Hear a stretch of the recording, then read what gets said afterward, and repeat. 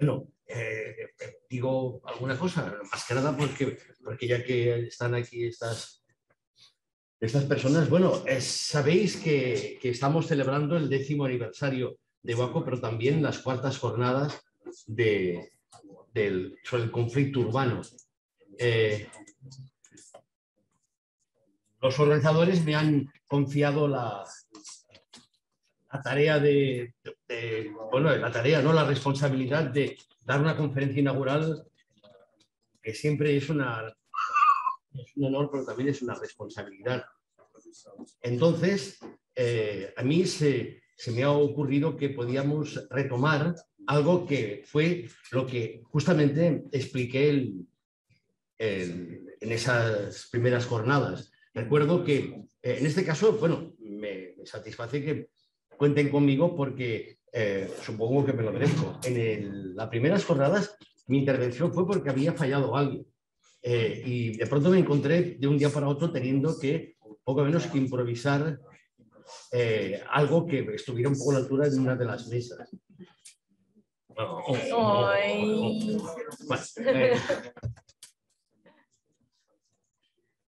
Entonces, lo que se me ocurrió es hacerme una pregunta. Bueno, yo creo que en realidad una conferencia, pero también una clase ordinaria, siempre consiste en pensar en voz alta. Y me pareció que aquella era una oportunidad excelente para hacerme una pregunta en voz alta y compartirla. Yo evidentemente, como se puede observar, soy mayor. Incluso no me importa para nada poder, digamos, ser considerado una persona vieja. Y creo que está bien que alguien de pronto hable de cosas viejas.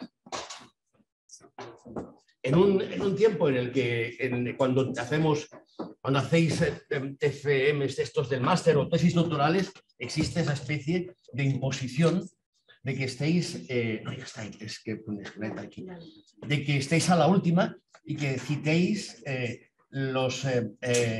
las últimas novedades en la temática que hayáis escogido, ¿no? Pero está bien que de pronto alguien os ponga al corriente de los clásicos, que creo que nunca deben faltar y que acaba siendo una pena. Porque, no sé, ahora estoy haciendo la asignatura esta de Spice Urban, sí, y hay personas que no han oído hablar, no sé, de George Simmel, por ejemplo, y me parece, o de la escuela de Chicago, que son, si los asuntos que nos interesan son urbanos, deberían ser fundamentales, ¿no? Pues en aquella oportunidad lo que me pregunté es una cosa: ¿cómo es posible que yo proceda de una época en el que en el lenguaje político ocupaba un lugar central el concepto de masas? Yo le he rendido culto a las masas. Es más, creo que incluso he sido líder de masas, lo cual, créeme, que básicamente es el primero que acaba en comisaría. Pero cuidado, no bromeo. Digamos, claro, aquí no sé cuáles son vuestras ideas, pero en aquella época, y básicamente por debilidades de juventud, pues, vamos, ahora me sabe mal, incluso me da un poco de vergüenza. Era comunista. Lo peor es que continúo siendo, porque todavía es más grave, porque implica un punto de inmadurez importante, una especie, digamos, de peterpanismo. Pero es verdad que si alguno tuviera algo parecido a mi edad, sabría que entonces había un lenguaje en el que las masas eran centrales.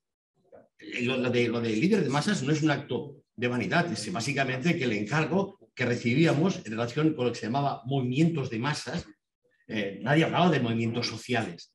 Los movimientos de masas era esencialmente darles justamente una dirección, pero una dirección que tenía que partir de una premisa, que es que tenías que obedecerlas, puesto que cuando decía que era un culto, no bromeo. Cualquiera que, bueno, yo sé que todos habréis leído el libro rojo de Mao, pero en efecto estaba claro, la consigna era clara: partir de las masas para volver a las masas. Y en todo el lenguaje heredero, por supuesto, del leninismo, el concepto de masas era fundamental. No sé si Gramsci, que ha sobrevivido básicamente más que Lenin, podría valer para hablar de que, en efecto, Gramsci también hablaba del tema del espontaneísmo de las masas, porque entonces teníamos la idea de que las masas siempre tenían razón. Teníamos una definición de masas que era la leninista, que era digamos, la fracción movilizada de la clase obrera o la fracción movilizada del pueblo. Es decir, cuando de pronto el pueblo, la clase trabajadora, se hacía real, es decir, se convertía en algo físico, en forma de masa. Cuando esto lo explico en clase, paso siempre, por ejemplo, secuencias de la biografía de Thalmann, el fundador del Partido Comunista Alemán, que hay una secuencia genial en que otro día la veíamos con Joan Oribe, que de pronto pues ha desvanecido la nada. Ah, sí. Hostia, estaba aquí hace un momento y de pronto, hostia, no era una alucinación. No. Lo cierto es que es una imagen preciosa porque es esa especie de cosa compacta que avanza y ante la que la policía no pudo hacer nada. En fin, pero había esa retórica. Entonces, claro, digo, hostia, digamos, me parecía extraño, me parecía incomprensible que, hostia, pues que no es únicamente que el concepto de masa hubiera desaparecido del lenguaje político en nombre, por ejemplo, de conceptos como movimientos sociales, sino que parecía prácticamente un concepto cargado de negatividad. O sea, el concepto, digamos, de lo que no sé si se puede traducir, de mal rollo. El tema de la cultura de masas, el turismo de masas. Claro, digamos, me interesaba hacerme esa pregunta acerca de qué había pasado. Nos interesa el conflicto urbano, y perdón por el pleonasmo, nos debería parecer interesante hablar de por qué había desaparecido uno de los grandes protagonistas de la historia de las ciudades, que había sido, sin duda alguna, ¿cómo llamarle? El gran pavor burgués.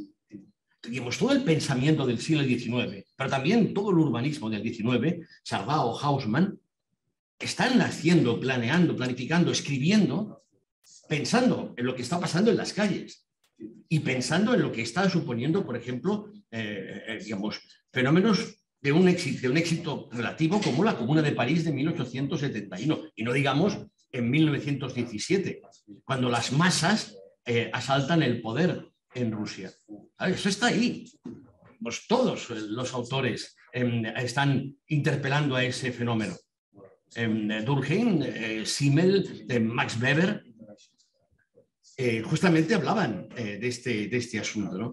Y lo hacían porque era lo que les interpelaba, y especialmente con la perspectiva de cómo se puede construir una democracia formal siguiendo el modelo republicano o burgués con eso, y cómo se podía reconvertir esa especie de, digamos, de chusma, porque es como se le llamaba, de turba permanentemente activada, que a la mínima te daba sustos y que de pronto se convertía en una amenaza real. ¿Cómo se podía gestionar para hacer de esta cosa algo parecido a una ciudadanía? Entonces, bueno, digamos, claro. Is there anyone else who needs an English translation? Because if so, please come and sit next to me and you'll hear me translate into English. Perdón. No, al contrario, lo que estoy haciendo es enviándote el texto, porque una buena parte la voy a leer porque, a pesar de que tenemos 3 horas, quisieran saber. No, me parece intrigante. Bueno, esto. Entonces quería retomar el tema, porque, claro, lo que yo apuntaba, lo que en aquel momento hacía, era pues un poco un resumen, digamos, intentando buscar la genealogía de esa disolución de las masas por la vía teórica. Porque el problema de las masas siempre ha sido básicamente cómo disolverlas. Esa es la función de la policía. Ya veo que lo que tenía apuntado ya lo estoy leyendo sin querer, o sea que me va a servir no mucho, pero es verdad que es curioso porque mientras que las masas han desaparecido del lenguaje teórico, están bien presentes en el lenguaje policial, que permanentemente alude a cómo administrar, cómo gestionar desde el punto de vista del llamado orden público, de una forma sarcástica. A mí siempre me ha intrigado por qué a la policía le llaman fuerzas de orden público, pero continúa empleándose de una manera tal como una problemática ante las que esas llamadas fuerzas de orden público tienen que encontrarse constantemente. ¿Qué hacer ante una masa? Y la función es esa. Claro, de mi época, entre comillas, yo recuerdo perfectamente lo que la policía nos repetía, ¿no? Venga, disuélvanse. Me parecía algo incluso tremendo. ¿Cómo se puede uno disolver? A no ser que forme parte de una totalidad compacta, ¿no? No me formen grupos, en un contexto en que estaba prohibido formar grupos. Y por tanto, digamos, tengo muy claro que la problemática desde el punto de vista policial de las apropiaciones consideradas insolentes o inapropiadas del espacio urbano es justamente, digamos, disolver coágulos que se forman de una manera, llamamos, incontrolable o incontrolada. Bueno, esto lo decía porque, claro, después de estos 10 años, pues, han pasado cosas, ¿no? Yo no sé, ahora esto es el problema siempre en que algo no va a funcionar. Sí.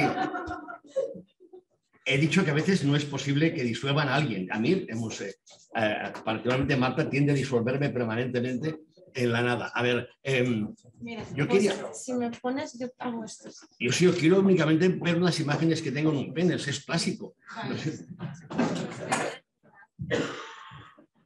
Bueno, a ver, de mientras te voy a enviar ese texto porque me lo he preparado, no porque no lo acostumbre, sino justamente para poder administrar lo que sería un poco ir más allá, a partir justamente de una realidad que es la que nos hemos encontrado aquí. No es campamentos, ¿no?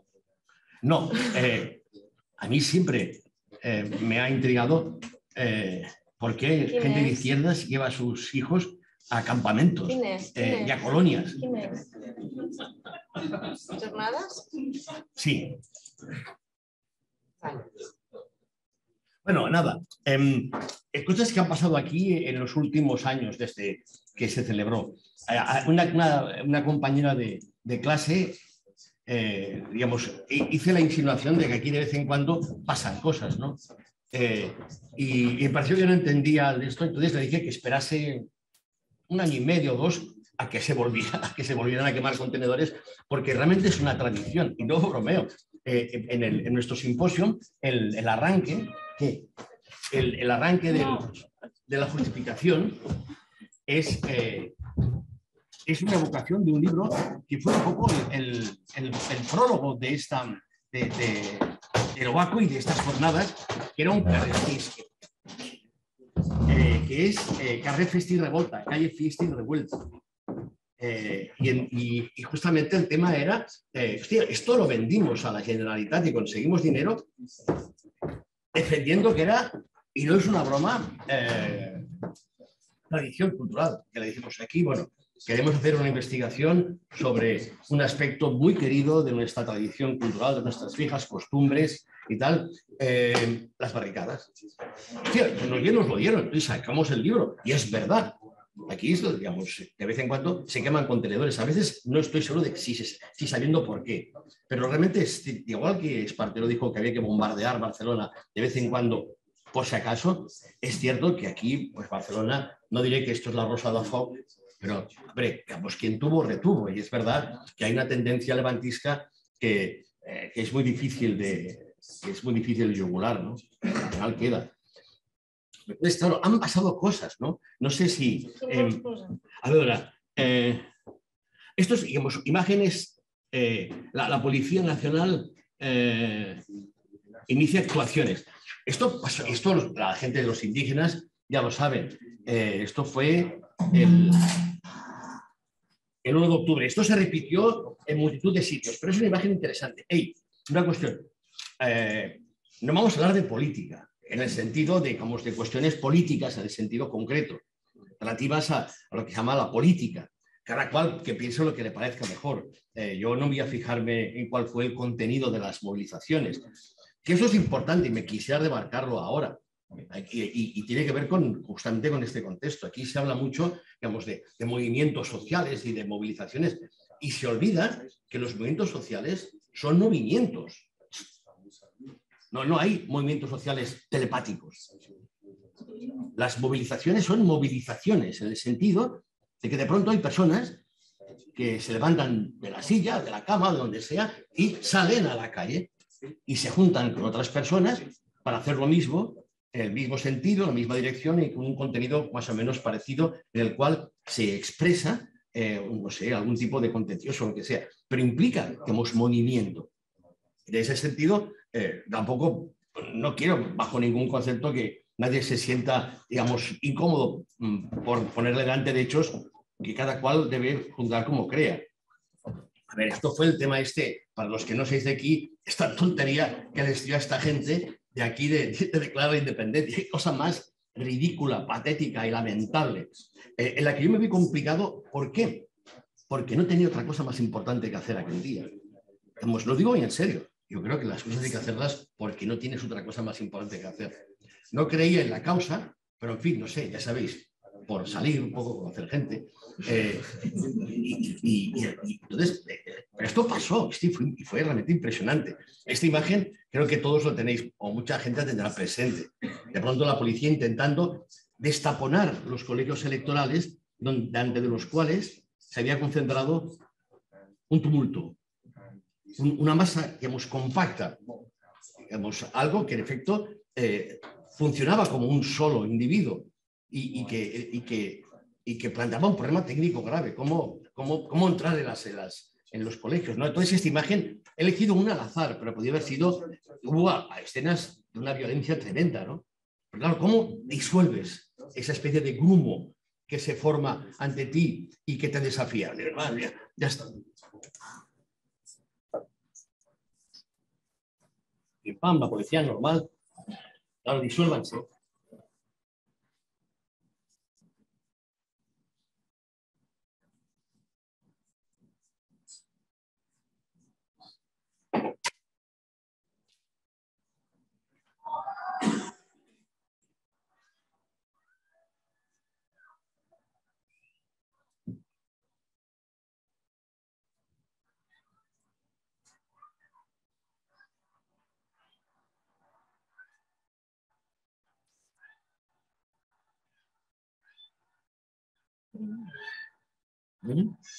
¿Lo oyes?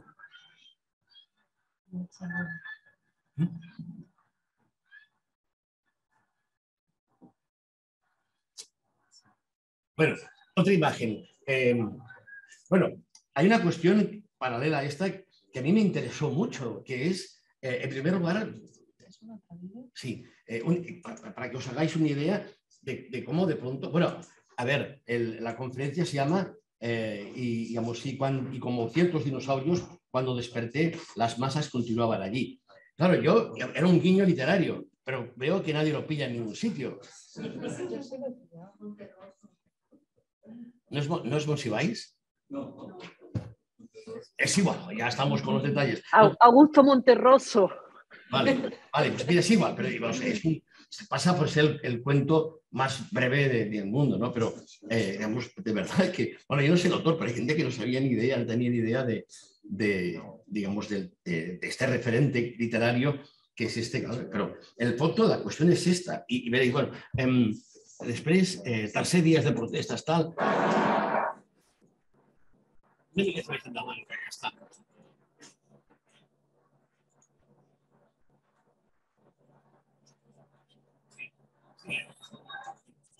¿Ves andando? Sí. Bueno, esto es al lado de mi casa, tú. Entonces, no, claro, en mi casa estas cosas no pasan cada día, ¿eh? Es importante. Entonces es la zona, digamos, esto daría para otra conferencia. Esta, es para que un poco para veáis el ambiente, porque es una fiesta. La fiesta consiste justamente en esa transformación del ambiente urbano, ¿no? Una conferencia posible hubiera sido trabajar lo que fueron este tipo de acontecimientos desde una perspectiva ecológica, no ecologista, sino ecológica, en el sentido de la forma en cómo, digamos, los llamados altercados, los movimientos literales de gente usaban cierto tipo de espacios, se desplazaba. Esto es un tema fascinante. Claro, porque en Barcelona, y seguro que en cualquier ciudad, existen rutas rituales que están destinadas justamente a que por ellas circulen las marchas públicas. Claro, aquí lo que se producía, ya se había producido antes, es una especie de conducta estocástica que consistía en llevar a cabo movimientos y movilizaciones que parecían, no sé, parecían arbitrarias, ¿no? Es más, de hecho, en todos, digamos, en los diferentes momentos de, entre comillas, violencia, claro, violencia de quién, pero lo que se llamó violencia, lo interesante es ver, en efecto, cómo pasaban las cosas. Esto recuerdo que a mí me preguntaron cómo lo veía. Bueno, me preguntaron que cómo era posible que la mayor parte de protagonistas de los disturbios fueran jóvenes, si tenía que ver con el paro juvenil o con la frustración. Yo le dije que es que a mí me duele la cadera. Me imaginé que yo voy ahí por ahí quemando contenedores, como comprenderá. Pero, claro, digamos, desde el punto de vista tanto de la prensa como de la policía, la cuestión era básicamente partir de la premisa indiscutible de que había, en efecto, una mano oculta, que desde algún sitio, desde algún tipo de centro, algún tipo digamos, no sé, de núcleo, alguien estaba de una forma u otra dando instrucciones. Claro, a mí lo que me costaba explicar es que aquellos incidentes, aquellos movimientos, las barricadas donde se colocaban, no lo estaba organizando nadie. Les costaba tanto entender la idea de que existen inteligencias colectivas, que existen, digamos, corrientes que no se parecerían casi a la telepatía, que hacen de que cierto tipo de conductas colectivas resulten de mecanismos de interacción instantáneos que funcionan con sus propias leyes y que justamente son inquietantes, son peligrosos desde el punto de vista del orden público, porque parecen responder a lógicas que no son previsibles. No son previsibles, pero son lógicas. Y eso de por sí me fascinaba. Pues porque de pronto las manifestaciones de pronto se trasladaban a la zona de Plaza Tetuán. Quizás por la proximidad de la comisaría de los Mossos es posible, pero estas que vemos aquí son la consecuencia de que alguien decide convocar a la manifestación delante de la Plaza Monumental, que está un poco lejos. No sé. Claro que hace una convocatoria pública, pero el hecho que de luego se produjera esa metástasis de actuaciones, digamos, de esas multitudes, digamos, pequeñas, era realmente intrigante, porque advertía de que en efecto existía esa lógica, que es en el fondo la que corresponde. Esto lo explico en clase cuando hablo de cómo la Escuela de Chicago, digamos, interpreta justamente la existencia de conductas colectivas regidas por lógicas colectivas. Y digamos otra cosa más y ya está, que también me pareció interesante, que fue el tema de las infraestructuras, ¿no? Hoy por hoy el poder no está en los gobiernos, están las infraestructuras, ¿no? Y me pareció un momento interesante digamos, la ocupación de la terminal del Prat, del aeropuerto del Prat. Desde el punto, al margen de cualquier consideración política, se puede hacer. Sí, pero digamos, me emocionaba. No sé, hay que ir al aeropuerto. Y además, y la gente fue. Es más, los extraños, ¿por qué fui yo? Yo fui porque no lo pude evitar. No bromeo. Digamos, creo que a la hora de plantearnos qué es lo urbano, hemos de pensar qué implica que de pronto las ciudades de pronto estallen. ¿Y qué es lo que de pronto organiza eso que pasa? Desde el punto de vista ecológico, es decir, en relativo al espacio y a las formas de territorialización, es fascinante ver digamos, qué lugares, qué trayectorias.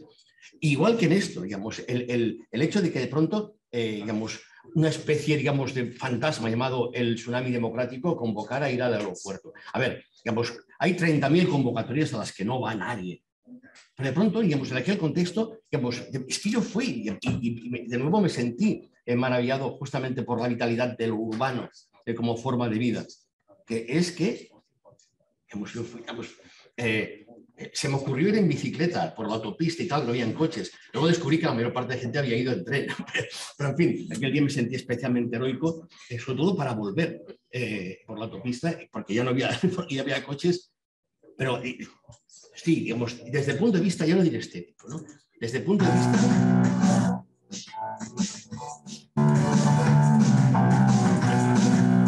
La cosa por municipal. Atención, la consigna ya es explícita. Els carrers serán siempre nuestras, las calles serán siempre nuestras. Yo siempre bromeo, algunos sabéis lo que pienso de la mierda esta del espacio público. ¿Os imagináis que la gente hubiera gritado l'espai públic será siempre nuestra? Sería patético, es que no se puede imaginar. Porque estas cosas no pasan en el espai público. Y este es el tema en el que quería hablar. Es en la calle, que para el fondo es para lo que están las calles, ¿no? Bueno, entonces, digamos, bueno, ¿sabes? Tengo una imagen tal, cualquiera.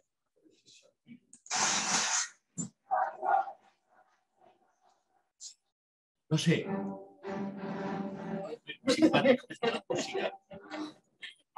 Digamos, pero fue, repito, al margen del contenido. O sea, fue emocionante. Tú. O sea, ¿cómo era posible aquello?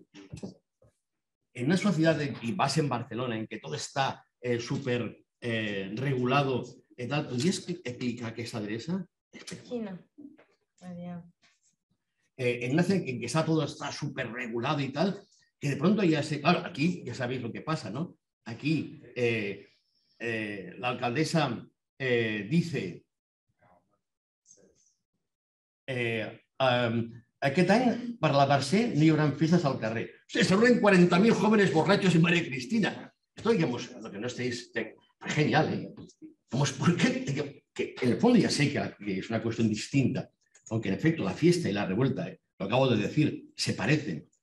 Que de pronto, digamos, en una consigna en la que en efecto no hay que celebrar, no hay que celebrar nada en la calle, se te reúnan 40.000 preadolescentes de 16 años, borrachos, en una plaza pública, 40.000, que se dice rápido, digamos, nos demuestra hasta qué punto es ilusa la pretensión que se tiene de que se controla realmente algo. Es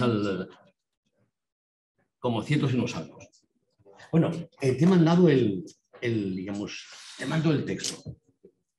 Bueno, en aquella primera intervención lo que hacía era intentar buscar esa génesis de la... ¿Ya están? Sí. Vale. Esta génesis de la problemática de las masas. Y lo que empezaba explicando es que existen dos perspectivas que en el 19 intentan plantearse la cuestión de las multitudes como protagonistas, como sujetos colectivos en la vida civil, en las calles, en las ciudades, ¿no? Y claro, ahí se enfrentan dos perspectivas incompatibles, antagónicas.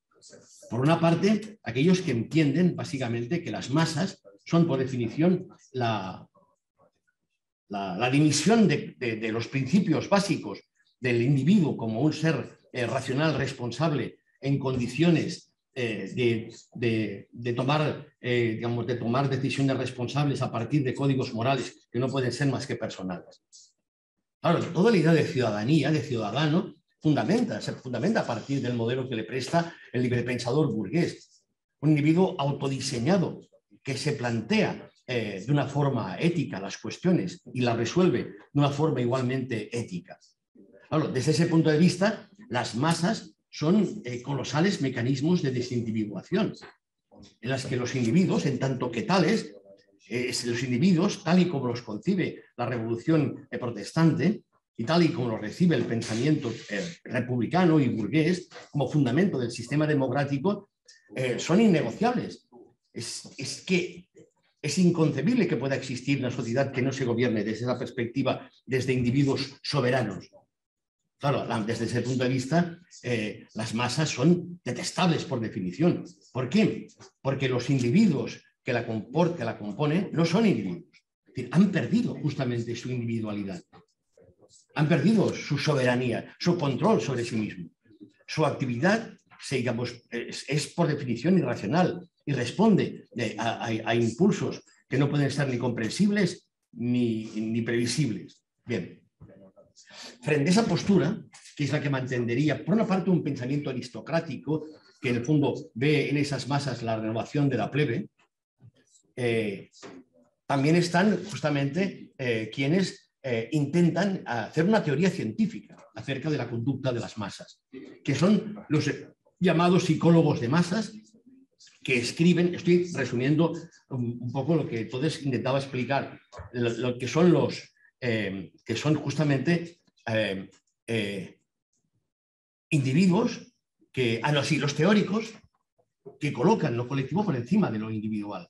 Es decir, que entienden que la colectividad, que la masa, que la colectividad hecha carne entre nosotros, convertida en algo, lejos de ser irracional, alcanza unos niveles de lucidez que el individuo nunca tendrá y que, por supuesto, se desprenden de justamente los elementos éticos que podrían ser, por así decirlo, no sé, disuasorios. Decía que por una parte estaría la psicología de masas, ¿no? Le Bon, Gabriel Tarde, el propio Freud, que entienden básicamente que las masas son infantiles, son primitivas, prehistóricas, son ebrias, implican formas de delirio, por supuesto irresponsables. Ah, por cierto, sobre todo las masas son mujer. No hay tema que se repita más, lo prometo, Gabriel Tarde y Jacques Le Bon, que es que la idea en el fondo de que las masas son femeninas y que a ellas les caracteriza justamente como rasgos fundamentales la imprevisibilidad, la condición, digamos, volátil, digamos, irresponsable, que en efecto se atribuía en un siglo misógino como el XIX a las mujeres. Atención, quien lea Le Bon es Hill, que entiende que a las masas lo que hay que hacer es tratarlas como mujer y seducirlas. El liderazgo carismático de los regímenes totalitarios funciona a partir de esa capacidad que tiene el líder de masas, no como alguien que obedece, sino como alguien que fascina a individuos, digamos, a individuos colectivos que se comportan básicamente con la veleidad que caracteriza justamente a la mujer. Ese discurso es súper recurrente. Por otra parte, en el lado contrario, están aquellas posturas, como decía, que colocan lo colectivo ontológicamente por encima de lo individual. Y ahí, evidentemente, podemos distinguir dos corrientes. Por una parte, evidentemente, las corrientes revolucionarias.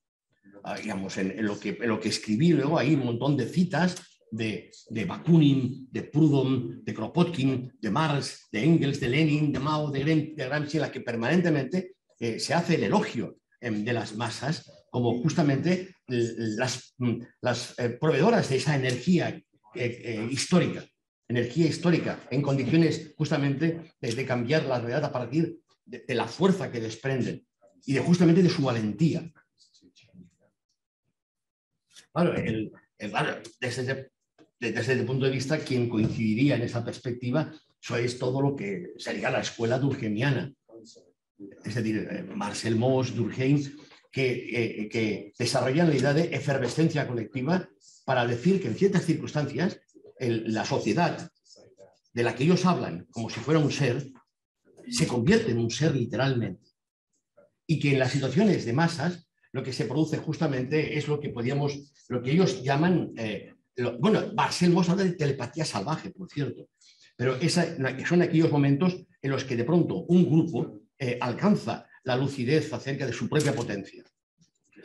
La diferencia entre Marx y Durkheim es interesante.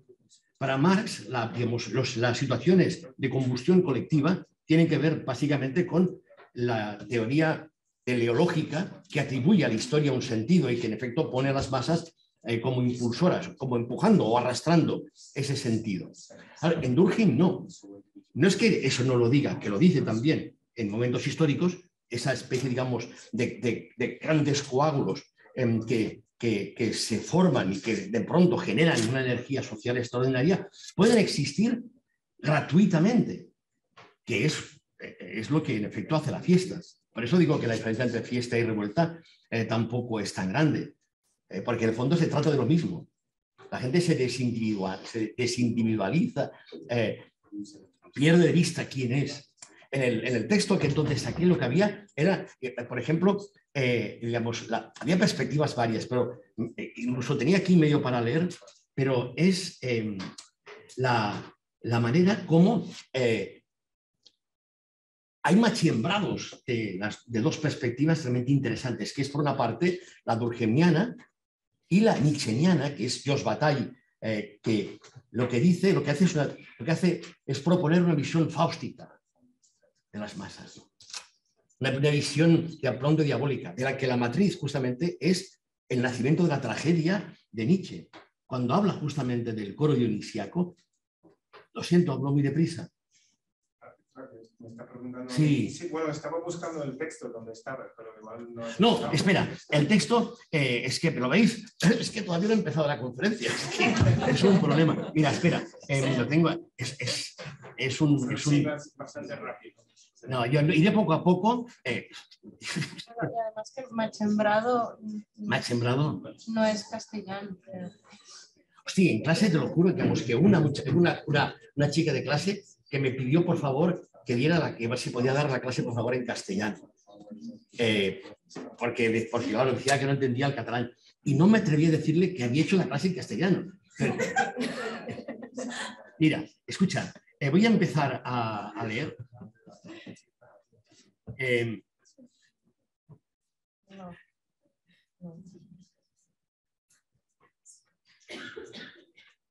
¿Dónde está? Bien, mira, el texto se llama Como ciertos dinosaurios, al despertar las más continuaban allí. Mira, el trozo que tenía previsto leer de Nietzsche lo tienes aquí.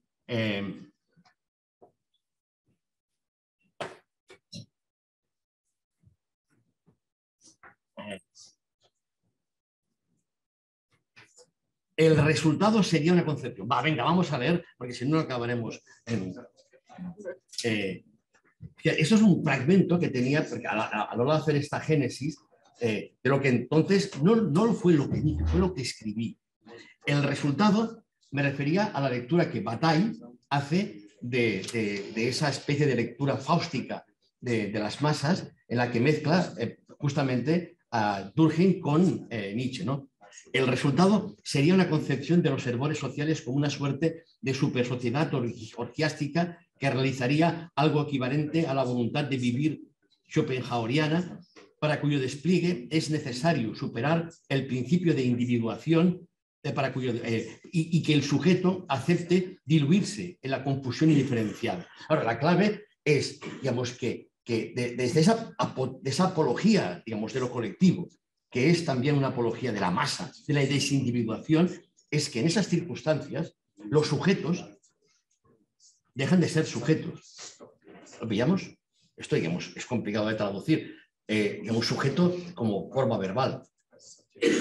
Claro, la característica de los sujetos es que están sujetos. ¿Lo pillamos? No bromeo.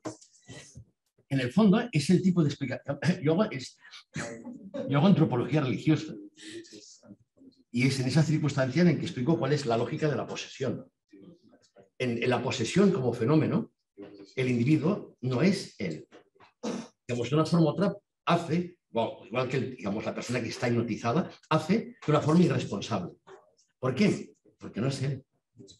Es la lógica de más vale pedir perdón que pedir permiso, por cierto. Pero es verdad que en esas circunstancias, claro, el sujeto enervado por las circunstancias, por la viedad, por el delirio dionisíaco, por ejemplo, pierde de vista quién es. Es como acaba así tal. Entonces cito a Nietzsche. Dice, el ditirambo vivido al unísono permitía a los individuos sentir, en palabras de Nietzsche, cito, el impulso de transformarse a sí mismos y de hablar por boca de otros cuerpos y otras almas, dislocarse, desintegrarse, es decir, perder toda integridad, romperse en pedazos, reagruparse en otros cuerpos, hablar por otras bocas. Cito, verse uno transformado a sí mismo delante de sí y actuar uno como si realmente hubiese penetrado en otro cuerpo y en otro carácter. Cierro la cita. En tanto que nueva versión del coro dionisíaco, la muchedumbre, la masa, experimenta entonces, escribe Nietzsche, algo así como una epidemia que transforma mágicamente a quienes participan de ella, en tanto implica, cito, una suspensión del individuo debida al ingreso en una naturaleza ajena. El suelo vacila, puesto que ya no es posible mantener la creencia en la indisolubilidad y la fijeza del individuo. En eso están de acuerdo Marx, Mao, Nietzsche y Durkheim. Que en las situaciones de masa se produce justamente esa especie de desactivación de los elementos que en el fondo funcionan pues, como individuales. Solo hay destrucción cuando es hasta los cimientos, aunque eso escandalice a aquellos que, acomodados en su medida de bienestar, se cubren con la protectora capa de su ética.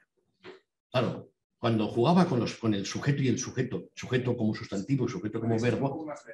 Sí. Bien. Va a ser 3 horas. Decía que el juego entre sujeto como sustantivo y sujeto como verbo tiene que ver con eso. Lo que te sujeta es el sujeto. Lo que te sujeta justamente es la creencia de que te debes a principios éticos que son superiores a ti y que habitualmente son los que te impiden actuar. Por eso las masas pueden ser creativas, porque en esas circunstancias tú haces cosas que nunca harías. ¿Ha habido alguna revolución que haya hecho gente responsable, consciente y autodiseñada? En eso consiste justamente la puesta en valor que todos estos autores hacen justamente de la masa como espacio de lucidez colectiva, que es lo que le permite a Marx decir, los hombres hacen la historia, pero no saben que la hacen. Bien, en ese sentido, ¿qué? No, sigue. ¿Necesitas mis vídeos? Sí, uno más.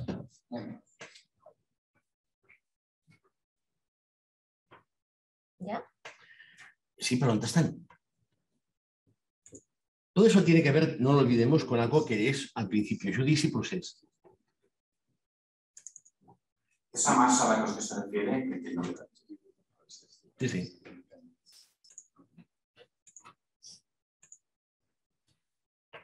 Papa, desde el principio, sí. Esa masa a la que usted se refiere, que entiendo que también son ciudadanos, ¿sabe si esa masa organizó algún concierto? Ha dicho que no oía, pero ¿sabe si organizó un concierto? No sé si organizó conciertos la masa. No, continúa. No sé si esa masa tomaba tapas ahí en medio del Boulevard Gas. A ver, por favor.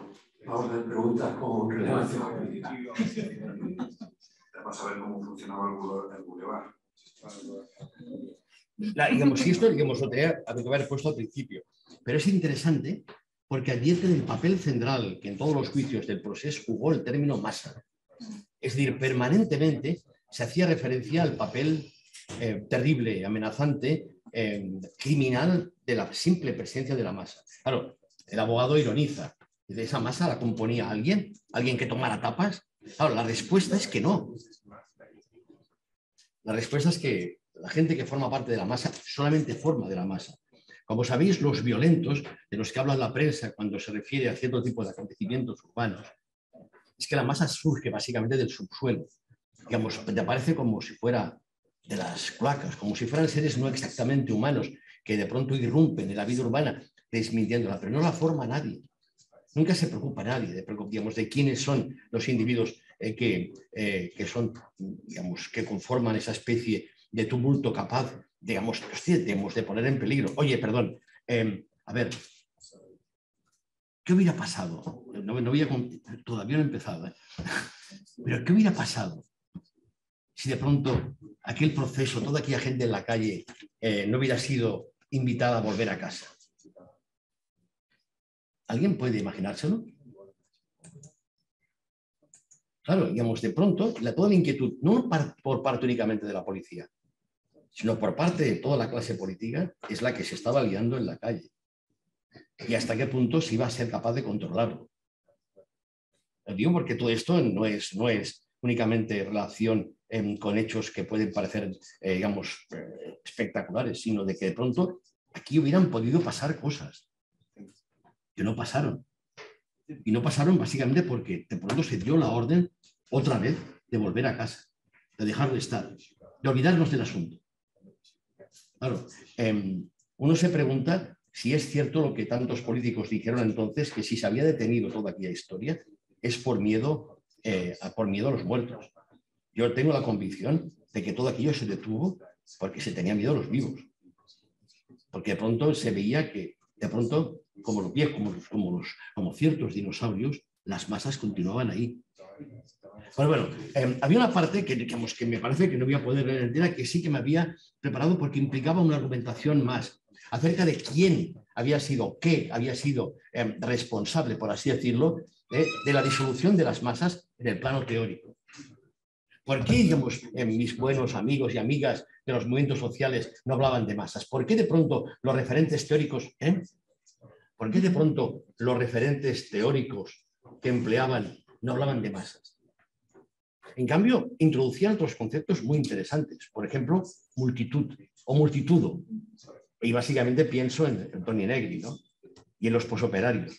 Entonces, básicamente me dediqué a leer un poco acerca de qué es lo que ellos entendían que era la multitud, que no es que sean las masas, es todo lo contrario. Continúo sin empezar, pero es fundamental que cuente algo. Digamos, las teorías, las llamadas psicologías de masas, se planteaban constantemente el problema de cómo convertir la masa en un conjunto de ciudadanos en condiciones de fundamentar un sistema democrático. Fue en aquel contexto que uno de los autores de la psicología de masas, Gabriel Tarde, escribe un libro que se llama La opinión y la multitud, que es de 1908.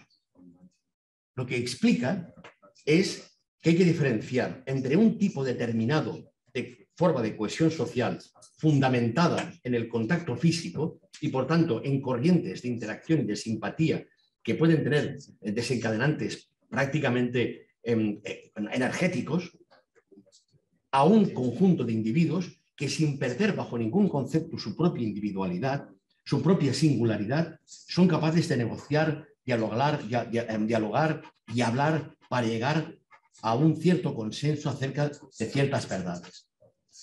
Es en ese momento en el que Gabriel Tarde pone en circulación un concepto, que es el de público. Poco después, en 1915, uno de los teóricos de la Escuela de Chicago, Robert Ezra Park, publica una tesis que se llama La masa y el público. Esto es fundamental porque es ahí donde, digamos, de una forma mucho más elaborada, explica los fundamentos de esa diferencia entre público y masa. Claro, la masa, en el fondo, se forma casi como un fenómeno meteorológico en la que los individuos quedan abducidos y acaban haciendo y pensando lo mismo. Son realmente un ser, como querían Marx, Nietzsche y Durkheim. En cambio, en el público, las personas son personas, en el sentido de individuos. Por ejemplo, vosotras sois un público oyente, un público auditor. Esto es un auditorio. Representa que el público y, por tanto, la opinión pública podía conformarse justamente a partir de una comunicación que no requería la presencia física inmediata. Por ejemplo, a través de los medios de comunicación, de la opinión pública. Es decir, que es una forma a través del cual la sociedad civil se pronuncia acerca de asuntos que le conciernen y lo hace, por ejemplo, impugnando al poder. Ese es el sentido que tiene la esfera pública, la sociedad pública. ¿Por qué se refiere? Cuando decimos esfera pública, no nos referimos a esfera, digamos, a esfera de titularidad del Estado. Esto es un espacio público, en el sentido de que es titularidad del Estado.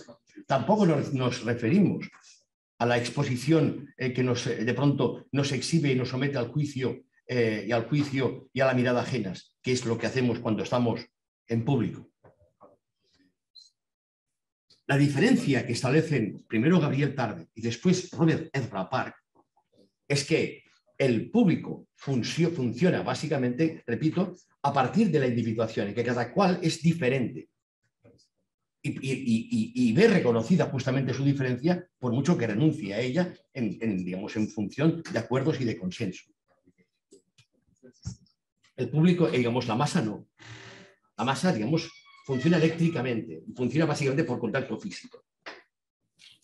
A ver, es una discusión imposible, cuando de pronto sale el tema un tema que sabéis que me preocupa, me inquieta, me divierte casi, que es la idea de espacio público.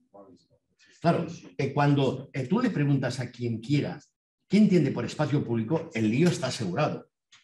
Ya lo está con el concepto de espacio. No digamos cuando de pronto le preguntas por el calificativo que lo acompaña, público. ¿Qué es el espacio público? Claro, cuando encontramos la génesis de esa noción de público, que no es la de Hannah Arendt, que no es la de Habermas, sino es la de Gabriel Tarde y Robert Zethra Park, la cuestión es clarísima. El espacio público es un espacio incompatible con la fusión. Es decir, el espacio público nunca puede ser un espacio fusional. ¿Por qué? Porque el espacio público, en tanto que espacio de la ciudadanía, está conformado por individuos que de una forma u otra consensúan su conducta de una forma más o menos coral, pero no se agolpan ni se amontonan, a no ser que eventualmente puedan manifestarse, siempre entendiendo que su manifestación es un acto, digamos, de apropiación del espacio público que en tanto que individuos los junta, pero que nunca dejan de ser públicos. Es básicamente la diferencia entre una manifestación cívica y una manifestación incívica. Pero esto es fundamental porque da a entender cuál es el sentido último de espacio público y cuál es el sentido último de la vindicación que ciertos movimientos sociales están haciendo de los valores de la ciudadanía. El 15M fue básicamente un movimiento que se hacía en defensa de la apropiación civil y cívica del espacio público por parte de individuos que nunca perdían de vista que eran individuos soberanos, racionales, conscientes, y que bajo ningún concepto aceptarían a una fusión que les hiciera perder de vista que, como decían en ciertas plazas, la revolución empieza por ellos mismos. Claro, la cuestión está que el 15M y otros movimientos posteriores han trabajado a partir de premisas que en la práctica estaban recuperando la noción de público, dándole otros nombres, pero siempre a partir de la afirmación del sujeto y de la subjetividad como el fundamento último y único, sin el cual era imposible concebir nada que tuviera que ver con lo social, y en la que lo colectivo había desaparecido para siempre. Y entonces aquí viene el rollo que es aquel en el que intentaba detenerme en Virilio, claro, en Negri y tal, y con las cosas que decían, las que había hecho una especie, digamos, de síntesis que voy a intentar medio leer, y aunque me salte a la mitad de los párrafos, digamos, al final, ¿no? ¿Qué? Una cosa de Virno. El pueblo es lo colectivo. La multitud, habla de la multitud, que es un concepto spinosiano, como seguramente sabéis. Está ensombrecida por la presunta impotencia, cuando no por la incontrolable intranquilidad o agitación de los individuos singulares. Si la masa había sido siempre desactivación de las ilusiones de individualidad y subjetividad, la multitud pospolítica es todo lo contrario, contribución a la descorporización de la sociedad, apoteosis del principio de individuación y regreso con nuevas fuerzas del viejo idealismo subjetivista que arranca con Descartes y la Revolución Protestante. Del capítulo titulado La multitud como subjetividad, de la gramática de la multitud, Virno define ese extremo. Dice, multitud, habló de la multitud, significa la pluralidad, literalmente el ser muchos, como forma durable de existencia social y política contrapuesta a la unidad cohesionada del pueblo. Es decir, la multitud consiste en una red de individuos. Los muchos son singularidades. Cierro la cita. Tony Negri, justamente en Imperio, insisten en ver la multitud de la que hablan como multiplicación de subjetividades que produce ella misma subjetividad. Digamos, claro, digamos, para alguien que viene de la izquierda, que había justamente descalificado frontalmente todo subjetivismo como burgués, ya no sabemos dónde estem. No sé, es que justamente esta es la clave. Cito literalmente a Negri Hart. Cito. La multitud se compone de un conjunto de singularidades. Sí, perdóname. La mierda, básicamente, ¿sabéis cuál es? Tradúcelo, tal cual, la mierda. Es como de pronto, digamos, nuevos lenguajes especialmente complejos, deliberadamente complejos, artificialmente complejos, dicen cosas que ya estaban dichas. Es decir, todas las teorías a propósito de la multitud no son más que una simple renovación del concepto clásico de la psicología social y de la Escuela de Chicago de público. Y aquí entendemos por singularidad un sujeto social cuya diferencia no puede reducirse a uniformidad, una diferencia que sigue siendo diferente. Las partes componentes del pueblo son indiferentes dentro de su unidad.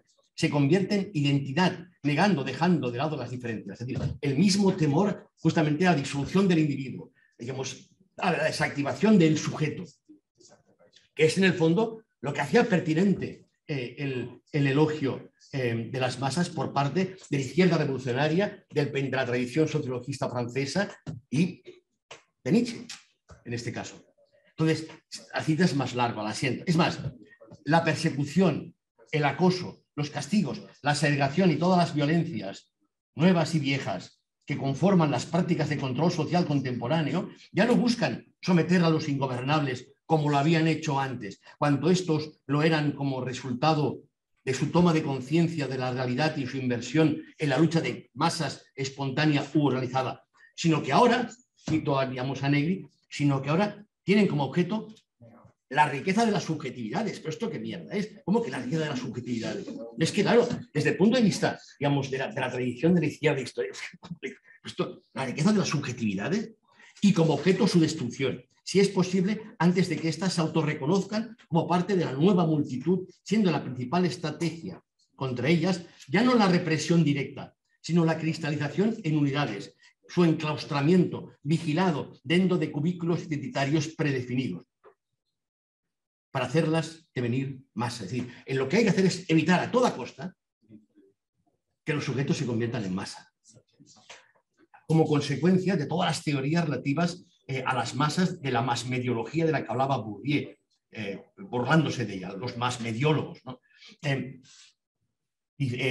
En particular, la impugnación de ciertos aspectos tenidos por obsoletos de las teorías clásicas de la izquierda revolucionaria y el papel en ellas de las masas como concepto y como realidad empírica, pretende hundirse en raíces más profundas todavía, en la recuperación de los aspectos más potencialmente rupturistas, en el sentido del democraticismo renacentista, Maquiavelo sobre todo, y de un cierto pensamiento político barroco, en especial de Spinoza, que es justamente lo que está.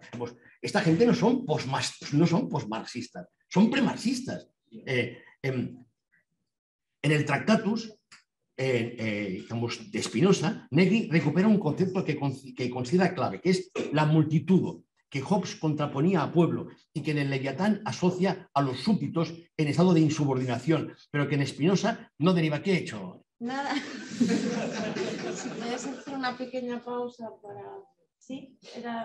Sí, no estoy cansado. Yo necesito descansar. Él porque sí, no puedo... porque... Si en algún momento queráis hacer un descanso...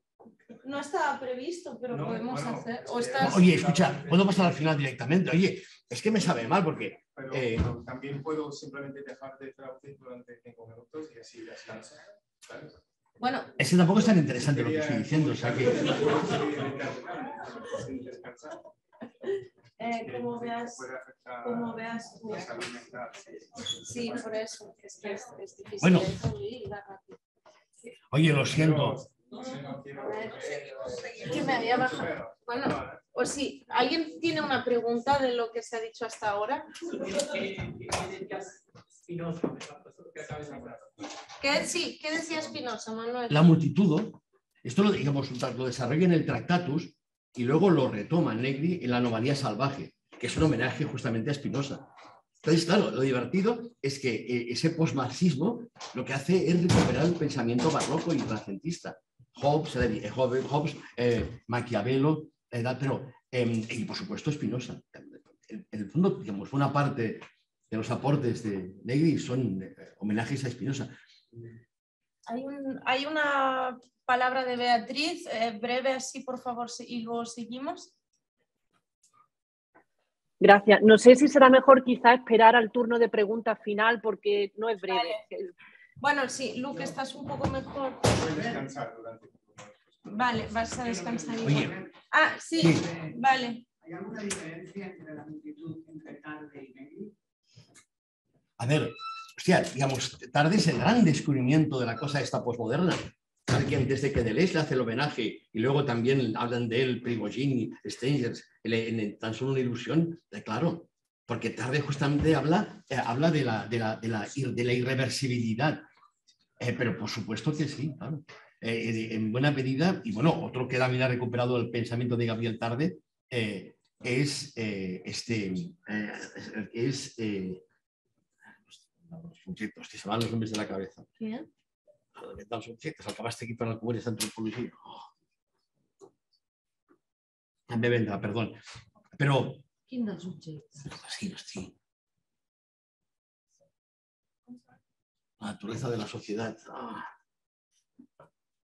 Bueno, sí, Beatriz. Lo siento, que a lo mejor Beatriz lo sabe. No, que va. Una cosa simplemente, una pregunta. Por mucho que me he esforzado por ir copiando todas las referencias y todas las cosas, se me han pasado algunas de mucho interés. Y como yo trabajo el tema del espacio público, mi pregunta es si luego va a haber un intercambio de correos electrónicos para hacer preguntas un poquito más dialógicas y más, no sé, más personalizadas con la investigación de cada uno.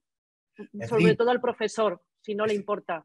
Es decir, esto iba a ser un fracaso, lo sabía perfectamente. No, pero que su libro me lo voy a comprar de todas maneras, ¿eh? Hombre, ya pues tú eres que estoy repitiendo con que poner un libro, esto lo he preparado para hoy, que empezame mal por esto, pero a ver, escucha una cosa, Beatriz, vamos a ver. Nos tiene hipnotizada, me tiene hipnotizada.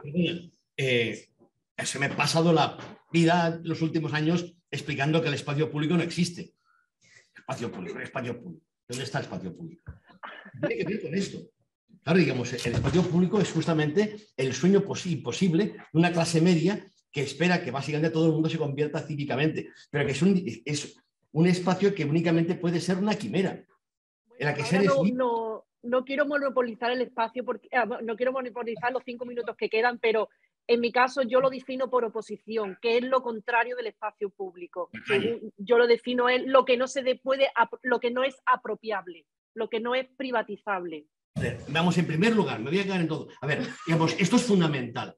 Digamos, en cualquier definición que hagas de espacio público, lo que te entra justamente es básica. A ver, en primer lugar, por favor, háblame. El espacio público se empieza a emplear hace 20 años.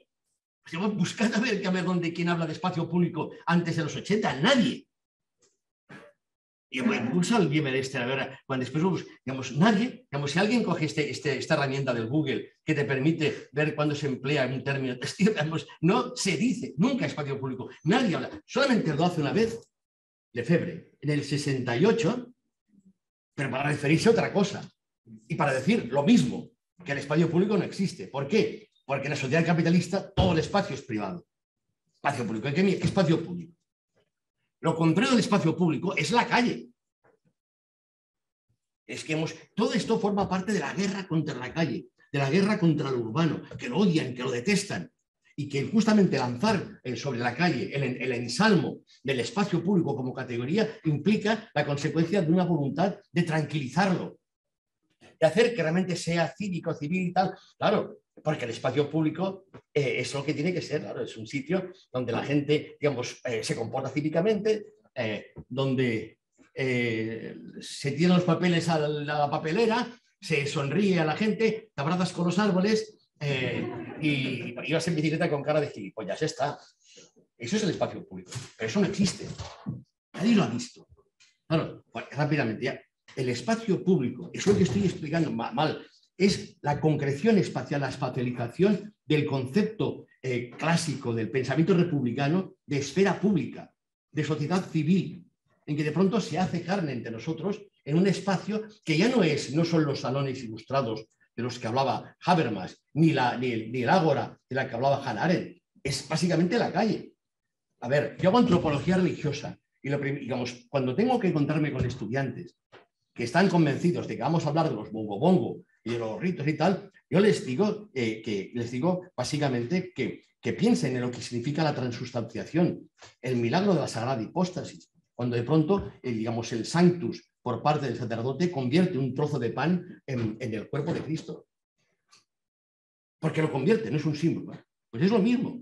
Abracadabra y la calle es el espacio público. Pero no, cuidado, el espacio público es otra cosa. El espacio público es la calle, digamos, investida de moralidad. No es lo que es lo que debería ser. Es un discurso moralista. En el fondo pretende hacer creer que en ese espacio se puede producir la conciliación entre incompatibles que pactan justamente no pegarse. Eso es lo que... Perdone el inciso, no es casualidad que aquí en Alemania, por ejemplo, se equipare al espacio público con el imperativo categórico de Kant. Es el lugar en el que se puede hacer algo que si se pudiera universalizar no nos perjudicaría a ninguno. Es decir, donde el comportamiento individual puede ser extrapolado al colectivo. A ver, digamos, todo esto es la consecuencia del universalismo kantiano, por supuesto que sí. Claro que sí. Es que... Repito, es una ficción. Y es lo que quería explicar aquí, que en el fondo Negri y compañía hacen el elogio del espacio público. Lo siento, es que porque me da coraje. Te enciendes. Me enciendo porque todo esto forma parte del odio justamente contra la calle y contra la condición naturalmente conflictiva, viva de la calle. Es como de pronto acabar... A ver, os escucha una cosa. Aquí hay gente que conozco que trabaja en temas de espacio público. O sea, esto que decimos ahora, o sea, esto no lo digáis a nadie, ¿eh? Esto que quede aquí, tal, porque no tiene sentido. Porque ¿cómo puedes discutir que el espacio público existe? A ver, lo que iba a decir es que cuando explico esto de la transubstanciación, lo que les digo es esto, que es magia potagia lo que convierte, la calle, estos intersticios entre volúmenes en los que pasan cosas, en los que, decía esta mañana Viñet, en la que de pronto el azar lleva a cabo su labor constante de demostrar que no existe, se convierte justamente en una categoría puramente moral. Y lo voy a decir claramente, a ver, oye, cuidado, como el espacio público sea espacio público de calidad, hostia, entonces sí quedamos cagados, tú. Porque tú eres de calidad. Aquí la gente que estamos en condiciones de ser de la calidad que requiere ese espacio que han hecho para gente de calidad. Oye, aquí, hostia, esto no es ninguna broma. En Barcelona, los que no seáis de aquí, toda esta mierda, traducido, digamos, del urbanismo táctico y de las supermanzanas, consisten justamente en eso. Consisten justamente en la elevación moral del territorio a base de constituir espacios públicos en que gente feliz se dedica a hacer cosas felices sin que de pronto haya nada ni nadie que pueda entorpecer justamente esa especie de lirismo que convierte la ciudad en un gran baile cortés. Perdón, cortés tiene que ver con cortesía, y cortesía es un sinónimo de urbanidad, que básicamente es concebir la vida urbana como un gran baile cortés, y que está hecho de halagos y de deferencias. Entonces, lo que quería explicar aquí, esto ya lo colgaré no sé de dónde, pero eso un poco podemos ver cómo este tipo de teorías trabajan justamente esas perspectivas neosubjetivistas que hacen el elogio del espacio público como el lugar justamente de conciliación. Y de aquí el rollo de las asambleas y tal, y claro, en el fondo encontrar su paraíso en la red, en las redes. Ese es el espacio público, en que nadie nunca se mancha, en que uno puede ser negro y que no se note. ¿Qué? ¿Vas traduciendo el A ver, mira. Sí, Okay. Perdón. Escuchad, ahora son las... Al final sí que vas a hacer las 5, horas, no. ¿eh? Mira, hostia, es que... no, me quedan 12 páginas, es mucho. A ver, porque esto lo he hecho con ilusión, ¿qué pasa? Ahora, a mí me hacía ilusión, que a puesto queda y yo qué sé, ya digamos, ya la daremos salida, pero hostia, es un trabajo sobre justamente este tipo de perspectivas que me parecían, digamos, solamente algunos apuntes que prácticamente al azar de párrafos que están en el texto. Se produce, como se ve, un traslado físico de los axiomas que rigen la arena pública democrática, constituida por individuos indeterminados que se pasan el tiempo intercambiando argumentos racionales a la calle, convertida ahora en espacio público postulado por la tradición filosófica republicana, en la que se espera que se despliegue una sociedad cuyos componentes son reconocidos como concertantes al margen de su identidad y en la medida que saben actuar y actúan de forma adecuada y justificada. Si no os dais cuenta, hoy por hoy, lo que se os puede reprochar, según que hagáis, no es que seáis revolucionarios, no es que seáis subversivos, sediciosos, es que seáis incívicos. Yo he escuchado, digamos, Estefan, el desalojo de la Carbonera en aquello. Yo escuché a los Mossos d'Esquadra diciendo por altavoces, sisplau, respecteu el mobiliari públic. Es como una burla. ¿Entiendes? De pronto no olvidéis el intento del desalojo de la Plaza Cataluña cuando la acampada del 15M no fuera porque la gente fuera revolucionaria. De hecho, era una feria medieval. Lo que hacía inaceptable es que había gente, no es que reclamasen nada, es que estaban pisando los parterres. Esto no fue una broma, quien estuvo ahí que lo recuerda, esto fue así, tú. Digamos, fueron básicamente a barrer. Y lo dije antes, vendrán a echaros, pero no vendrá a echaros la policía. Vendrán a echaros los de la limpieza, el BCNeta. Y así fue. Quien aterrizó en la plaza para desalojarla fue BCNeta. Porque sois sociedad. No porque sea de humanos, en todo el mundo. No sé de dónde viene cada cual, pero estoy seguro que cualquiera que sea la ciudad de la que vengáis, en que ha pasado algo, que la acusación que se ha lanzado contra los revoltosos es que eran incívicos. Esto se ha repetido porque ese es el discurso. Un discurso, por supuesto, de la derecha, claro, pero especialmente por su adhesión a valores morales abstractos de una cierta izquierda que en algunos sitios Jean-Pierre Garnier llamaba ciudadanista, que es la que manda en Barcelona, por cierto. Entonces, por esto, pero en eso es en lo que se concreta la figura actual del activista, que ocupa el lugar del antiguo militante. ¿Y qué es eso? Alguien que actúa, puesto que la lucha misma se concibe como el conjunto de actividades independientes, de sujetos sociales independientes que actúan de manera creativa desde su propia unicidad, en cuyo ejemplo moral se adivina un mundo nuevo. En eso consiste la autonomía de quienes gustan de llamarse a sí mismos autónomos, adscritos a movimientos autónomos que conforman individuos no menos autónomos.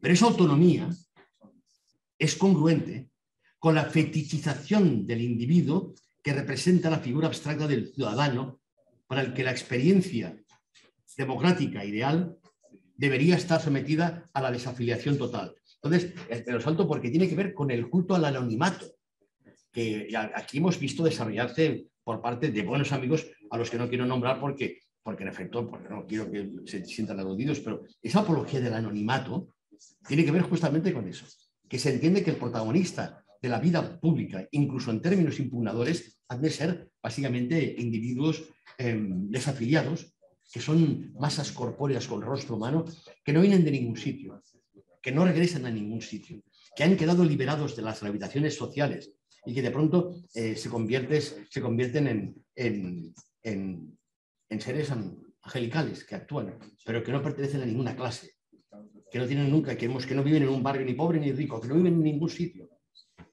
que descienden entre nosotros justamente para liberar a según quién. Y hostia, y acabo, mira.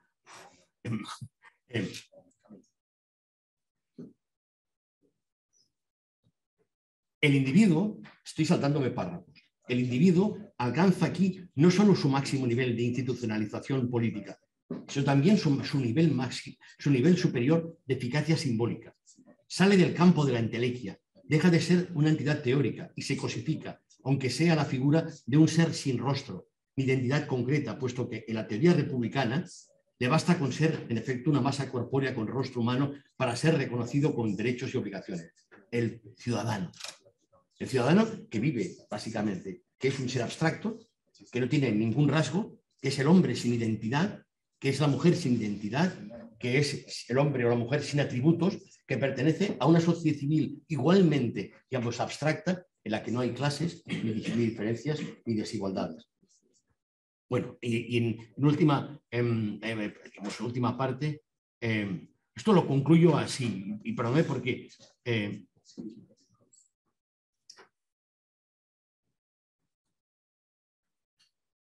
La masificación de la multitud, es decir, la aglomeración durante un periodo de tiempo de transeúntes que hacen un uso intensivo del espacio urbano con fines expresivos, continúa siendo no solo un problema apasionante para quienes creen que merece la pena esforzarse en entender cómo es posible una sociedad así, sino una cuestión fundamental para cualquier agenda política que nunca podrá ignorar la naturaleza central del control sobre las calles y sobre lo que en ellas transcurre.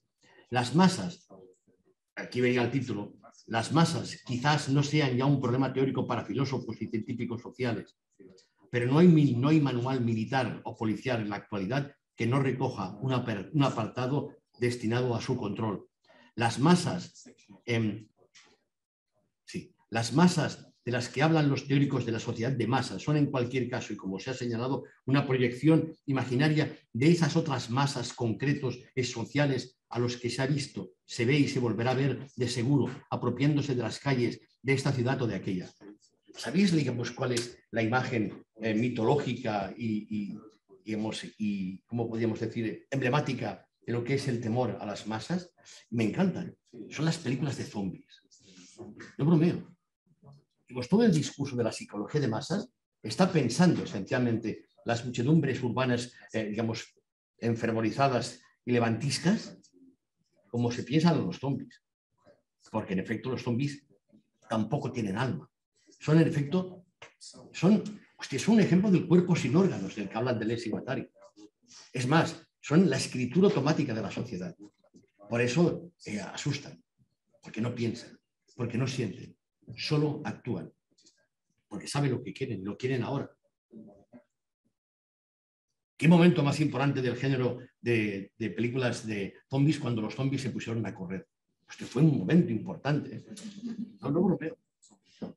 Digamos, lo digan, digamos, esas películas de qué hablan. Hablan que de pronto las calles se convierten en escenario de la erupción de seres que buscan tomar un poder absoluto a base justamente de comercio todo y que no pueden ser controlados porque no piensan. Porque decirles disuélvanse no sirve absolutamente de nada. Bien, acabo ya.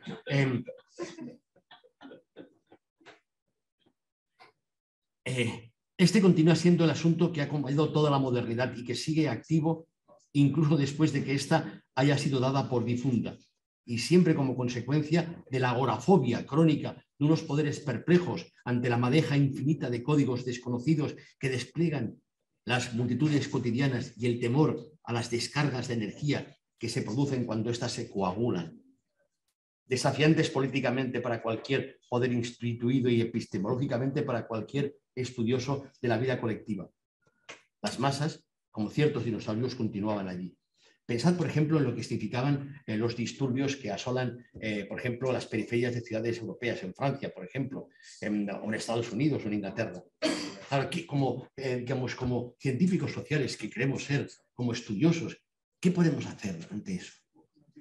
¿Nos desplejan perplejidad? Con los chalecos amarillos todavía podemos hacer algún tipo de análisis, porque en el fondo podemos soñar que están a nuestro favor, pero con esas chusmas, con el regreso de las chusmas de las periferias francesas, llamando coches en masa, vamos, tenemos por ahí alguna teoría. Nos desorientan y nos desconciertan tanto como los poderosos, porque ellos no las controlan y nosotros no las entendemos, porque no se someten a las lógicas políticas previsibles, porque van a su rollo, porque son atroces, porque son instituciones atroces, ¿no?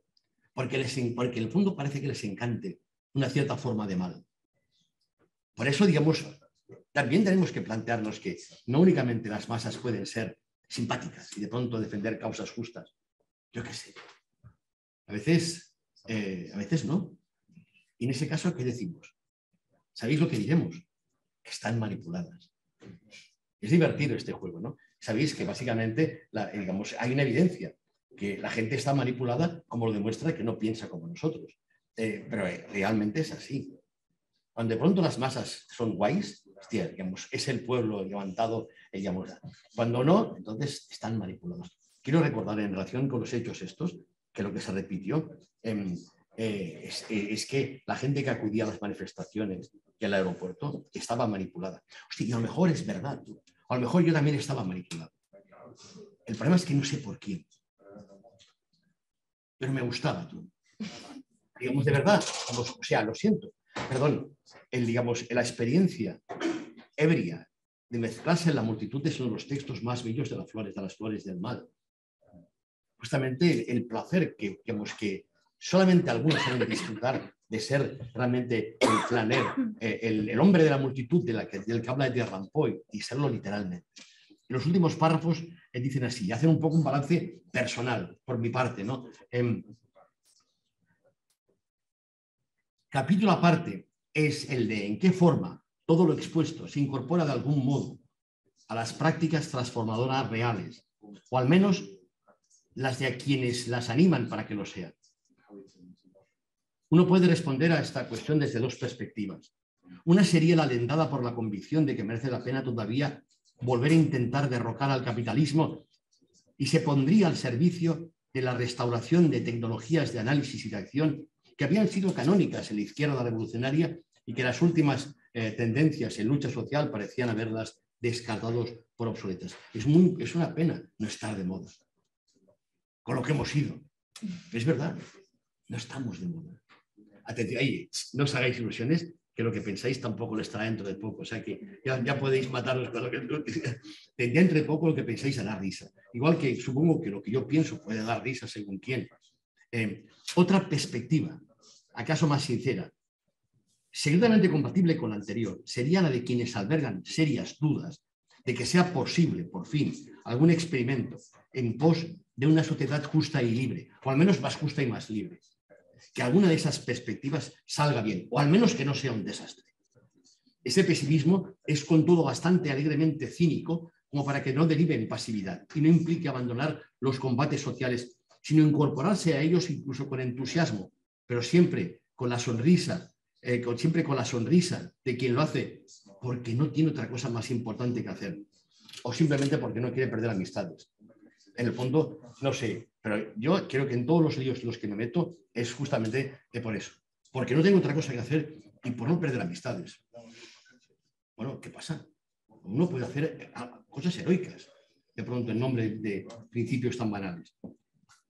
El último párrafo hay una referencia a un autor que no tiene por qué gustarnos en su conjunto, pero que en esta razón, en este caso sí que tiene razón. Es Giddens. Dice, el pesimismo no es una fórmula de acción y en su forma extrema solo conduce a una paralizante depresión.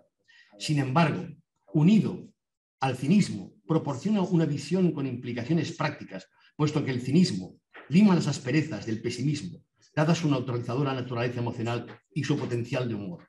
Claro, aquí, a ver, voy a repetirlo porque alguien en la octava fila no lo ha entendido. Hostia, esto sí que es... Me ha dicho... Además no es mío, es de Giddens. Pero digamos, un poco es mi postura, claro, dirás, oye, ¿tú qué? Bueno, pues yo pienso esto, digo yo que sé tú, que realmente tiene unos motivos para el escepticismo, porque todo es una mierda y porque de pronto... ¿Cuántas veces he dicho mierda en la conferencia? Pero lo cierto es que te dan pocas ganas a veces, ¿no? Claro, esto es un pie de página que me permito. Claro, digamos, yo vine del fracaso de los grandes movimientos vecinales, de los cuales una buena parte acabó directamente en el ayuntamiento, cuando no a su sueldo. Hostia, esto jodía, ¿no? Y hostia, también desanima que se haya repetido la historia, ¿no? Pero bueno, en fin. Entonces, justamente hago una defensa de mi pesimismo, si me permitís la postilla personal, pero también la redimo con una cierta dosis de cinismo, en el mejor sentido de la palabra. Entonces es por eso que citaba a Giddens. El pesimismo no es una fórmula de acción y en su forma extrema solo conduce a una paralizante depresión. Sin embargo, unido al cinismo, proporciona una visión con implicaciones prácticas, puesto que el cinismo lima las asperezas del pesimismo, dada su neutralizadora naturaleza emocional y su potencial de humor. Las últimas 3 rayas del texto que he preparado dice, estos últimos, los pesimistas, cínicos, activistas, movilizadores, que sea lo que haga falta, esos últimos somos de esos a los que las multitudes nos dan de vez en cuando alguna alegría. Te levantas una mañana revuelta en Burgos, cuando el tema de... Pues ahí se acuerda de los... Estimando su nombre. Bruno Latour. Lo siento, me perdéis. Bruno, tú eres el de antes. Sí, perdóname. Es que ya soy mayor. Y suerte que no me he levantado para ir a hacer pipí, que podía ser mucho más triste. Pero eso tiene que ver con eso. De vez en cuando, hostia, digamos, de pronto se reúnen 40.000 jóvenes borrachos en María Cristina después de que digamos, eso era una masa festiva, después de que la alcaldesa haya dicho que este año no había fiestas por la Merced. Entonces, claro, uno pues pesimista y cínico dice, joder, digamos, todavía hay vida. Y entonces de pronto pues pasan cosas que igual son inútiles, como lo fueron las últimas aquí, pero yo qué sé, te dicen, hostia, todavía hay vida, todavía estamos vivos, joder, todavía hay cosas que merecen la pena hacer aunque sea para nada. Entonces, lo último que digo, estos últimos somos de esos a los que las multitudes nos dan de vez en cuando alguna alegría, al abrir un diario o al salir o al ir a su encuentro para mezclarse, hacer masa con ellas. Bueno, esto era, hacer masa con ellas, con las masas. Bien, ya está, pues era solamente esto. Gracias por vuestra atención.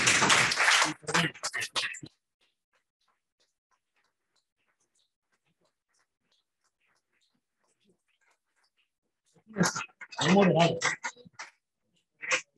No, que va a aparecer. Bueno, si hay preguntas, comentarios. Quizá empezamos con las que, con las que estáis online, que siempre es más difícil luego intervenir. Sí, Beatriz.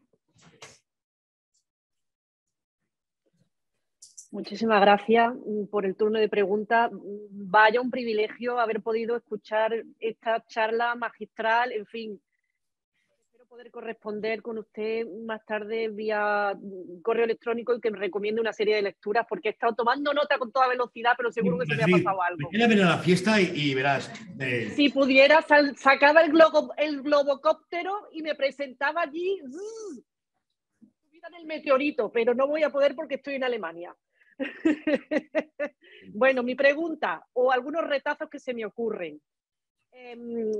Me parece súper acertado lo que ha dicho de la o descalificación de la masa como algo femenino. Ahí me parece que viene a colación la terminología de la histeria colectiva a propósito de que histeros es la palabra que al menos Lucy Eregaray establece esa etimología para hablar del útero.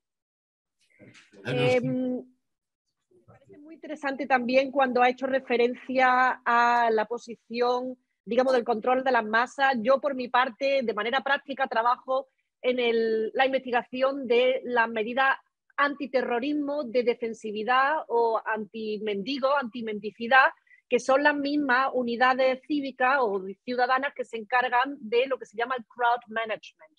O sea, las unidades policiales y cívicas aquí en Alemania que se encargan de impedir a la gente a que duerma y viva en las calles o a que haya individuos o individuas sospechosas de terrorismo son las mismas que se encargan de contener a las masas.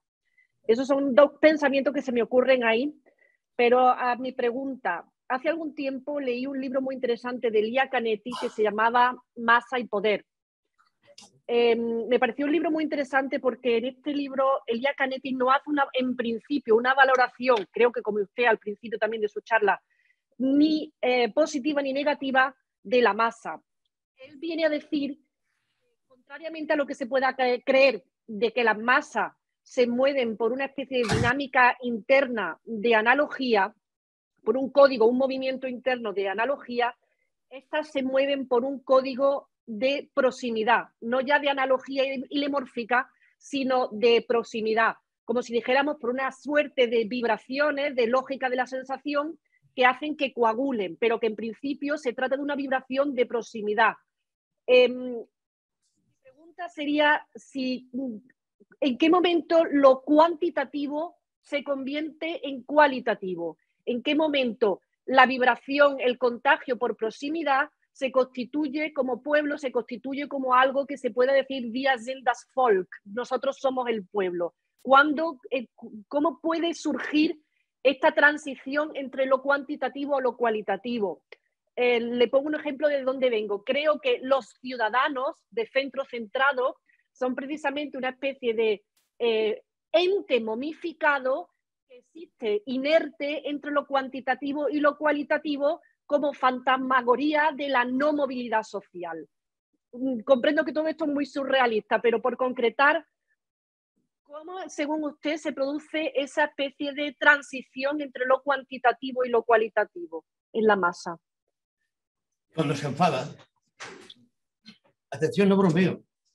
No. ¿Alguien recuerda cómo se llamaba en principio un personaje de la Marvel como Hulk? Sí, he puesto eso en el comentario. En el chat. Y lo he puesto en el comentario. Pues mira, me alegra que conectemos de una forma tan automática porque en efecto es así. Claro, digamos, el personaje es un personaje, un tío normal que a veces se enfada. Entonces se convierte en la masa. Es una variable del Dr. Jekyll y Mr. Hyde. Claro, en el fondo el Dr. Jekyll admira profundamente a Hyde. ¿Por qué? Porque ama la vida. En el fondo, justamente las situaciones de masa implican una expresión radical del principio pasional que también rige a su manera la vida social. Todo lo que nos rodea, el sistema educativo, la mierda, otra vez, de los valores, funciona justamente como colosales máquinas antipasionales. De pronto, digamos, el hecho de que nos juntemos, claro, es cuantitativo, somos muchos. Pero cuando de pronto se convierte en cualitativo es cuando somos una cosa. Porque en eso consiste justamente los fenómenos de masa, cualesquiera, que es que de pronto se produce realmente una unidad, un individuo, un personaje, un sujeto que es colectivo, cuya característica es que, como Hulk, lo puede todo. Entonces, claro, sí, por eso no deja de ser hilarante el comentario de sí, manifestaros, pero no ponáis contenedores, comportaros, porque es que es como una especie de oxímoron. Es que, a ver, en el rollo del proceso fue así. Digamos, cuando el momento más duro de las manifestaciones, hubo gente cívica que se colocaba entre la policía y los manifestantes más violentos. Es claro, y la descalificación de la violencia fue constante por parte incluso de los líderes del proceso. ¿Qué es esto? Digamos, lo de siempre. Hacer la revolución, transformarlo todo, pero no tenéis nada al suelo. No es que no quemar contenedores, es que ni siquiera, y cualquier cosa que de una forma u otra implique esa disciplina que entienda que lo que se manifiesta es público, en el sentido, digamos, de que es ese tipo de conglomerado humano fundamentado en individuos responsables, automáticamente será, digamos, todo se tolera menos la violencia. Te lo dirán 30.000 veces. Claro, pero todos lo sabemos. ¿Violencia de quién? Ahí está la gracia. Y además repito, a ver, Observatorio del Conflicto Urbano. ¿Por qué no le cambiamos el nombre, ponemos Observatorio de las Pasiones Urbanas? Una ciudad está hecha de pasión. Eso implica que a veces la gente se enfada, digamos, llora y rabia. Y digamos, oye, estoy mirado, en el máster, usted me dijo que hacía apología de la violencia. ¿Apología de la violencia yo? Bueno, pero no importa. El tema básicamente es que no se trata de la apología de la violencia. Es sencillamente, digamos, que te puedes poner como te pongas. Puede parecer bien, mal, puede estar a favor o en contra, pero es igual, pasarán cosas. Y las ciudades, y también las alemanas, volverán a estallar. No podrás hacer nada por evitarlo. Nada. Porque en eso consiste justamente el urbano, en que está hecho también de espasmos, de convulsiones y de contorsiones. Es su naturaleza. No hay nada de regular, por mucho que los que trabajan con el tráfico... este pelo no puede ser mío. Mío no es, tampoco. Digamos, esa dimensión pasional... Esa dimensión pasional hay que tenerla en cuenta. ¿Sí? ¿Cuál es el lugar de las pasiones? ¿Cuál es el lugar de la rabia?